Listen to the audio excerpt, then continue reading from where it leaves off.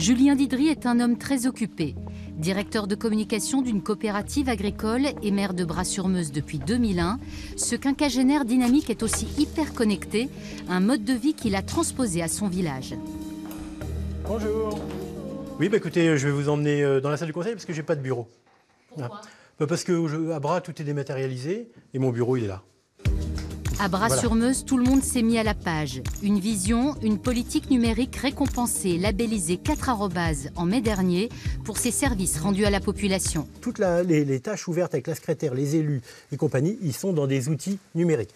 Mon bureau, il est là. Alors, il y a plusieurs services pour la population. Le premier service qu'on a mis en place, c'est quand même le partage de l'ordre du jour détaillé de chaque séance du conseil municipal. Après, il y a tous les services qui peuvent, par exemple, administratifs. Si je prends cette application, là aujourd'hui, on a développé une application dédiée pour la population où ils ont de l'actualité, les agendas, les numéros utiles, effectivement, ils ont les numéros d'urgence, leur position GPS, les pompiers, le pharmacien de garde. Le but du jeu, c'est vraiment d'apporter la mairie dans chaque poche.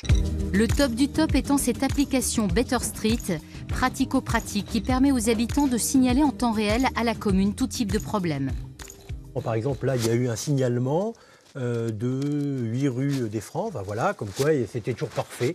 Donc derrière, c'est un outil de signalement, mais c'est aussi un outil de gestion des collaborateurs. Et puis aussi, surtout, c'est un outil de suivi pour la population des tâches qu'ils ont signalées. Donc, c'est-à-dire que si pendant un mois, on n'a pas répondu à un dysfonctionnement, derrière, ils peuvent nous pousser, quoi. Pour les habitants, cette hyperconnexion est somme toute normale, totalement acquise à leur quotidien, au point d'en être banalisée. Un vrai plus toutefois pour les enseignantes rencontrées. Dans nos pratiques à nous, oui. Pour nous, préparer notre travail, faire des recherches, discuter entre instituts, échanger, etc. Oui. Et les entreprises qui s'y installent, je peux en parler parce que mon compagnon y est, c'est une chance, surtout à Bras, quoi. C'est le seul endroit où on peut avoir une telle connexion et en même temps des bureaux accessibles pour les différentes entreprises, quoi. Banco donc côté emploi avec la création de 25 postes depuis 2010, depuis la création de Numéripôle, un centre de formation numérique, l'ouverture du premier Fab Lab de Meuse, laboratoire de fabrication numérique et plus récemment Work Ici, un espace de coworking où Édouard et Laurent viennent de s'installer en créant leur agence de site internet Web à l'Est.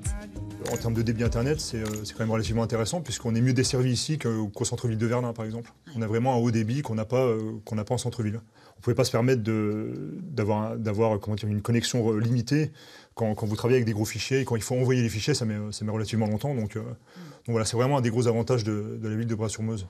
Reste que la population est stable avec 750 habitants. Pas de perte à constater pour ce territoire rural. Quand beaucoup d'autres villages se dépeuplent et se désertifient, une victoire pour ce maire visionnaire. Notre démarche s'inscrit dans une stratégie claire, nette et précise. C'est quel avenir pour les territoires ruraux. J'estime depuis le départ que le numérique est une chance pour les territoires ruraux. C'est aussi important que l'électricité dans les années 30.